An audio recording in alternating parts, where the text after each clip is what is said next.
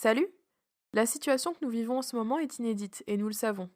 Aujourd'hui, je réfléchis à comment on peut faire avec ce stress au quotidien quand on est confiné avec quelqu'un.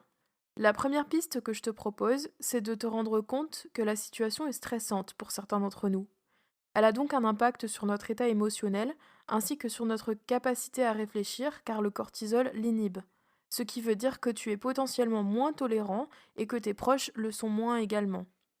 Si tu as l'habitude de réagir sur le coup de l'émotion, il peut donc être intéressant d'être plus attentif à ce qui se joue pour toi.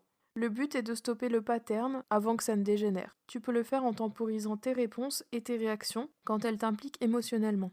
Prends de la distance physiquement si c'est possible ou en t'occupant l'esprit, le temps de faire redescendre l'émotion et d'arriver à mieux la gérer. À terme, cette situation de confinement est aussi une super opportunité d'apprendre petit à petit et d'être de plus en plus efficace en la matière. Si tu ne sais pas comment faire, pas de panique, je te l'expliquerai dans un prochain épisode. Pense aussi à prendre des temps de pause régulièrement, même quand tu n'es pas énervé, pour te retrouver avec toi-même et souffler. Dans l'idéal, tout le monde dans ton foyer devrait pouvoir en prendre.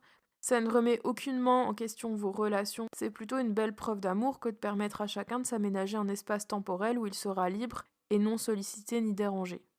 Une technique permet de communiquer sur ses besoins sans agresser l'autre, c'est celle de la communication non violente.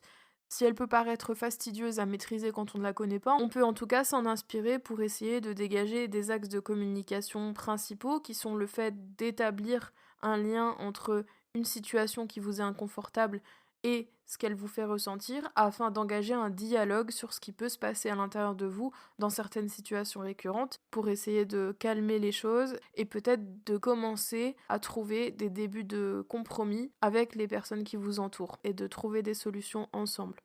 Une autre piste très importante, c'est d'être le plus clair possible avec les membres de ta famille et de ton foyer. C'est particulièrement vrai si la situation s'envenime rapidement en ce moment, car c'est une période exceptionnelle qui ne reflète absolument pas l'état général de tes relations. Et si ça se passe pas bien chez toi, si tu rencontres une mauvaise passe, il est peut-être plus judicieux d'être clair et concis que d'essayer de dire des trucs à demi-mot, mais qui au final seront mal interprétés et qui pourront détruire vos relations. Donc l'intérêt c'est d'être sincère, d'essayer d'être le plus clair et le plus concis possible, et d'inciter aussi à la sincérité dans l'autre sens, que les autres puissent te dire les choses comme ils les ressentent sans que tu te vexes ou que tu te sentes énervé.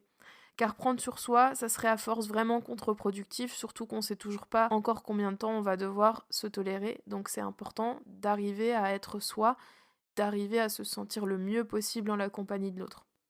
J'attire ton attention ici sur le fait que la sincérité peut être négative, mais elle peut également être positive.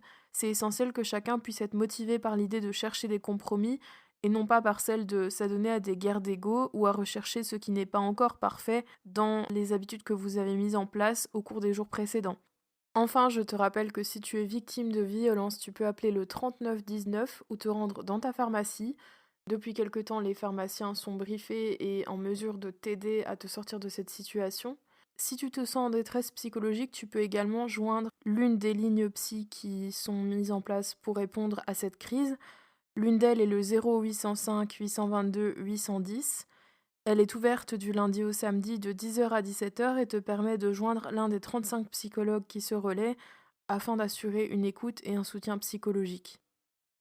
Je te remercie d'avoir écouté cet épisode, on se retrouve demain pour un nouveau contenu, tu retrouveras tous les liens me concernant dans la description. Partage cet épisode avec tes amis si tu penses que certains se sentiront concernés par cette thématique. D'ici là, porte-toi bien, merci pour ton écoute et à demain.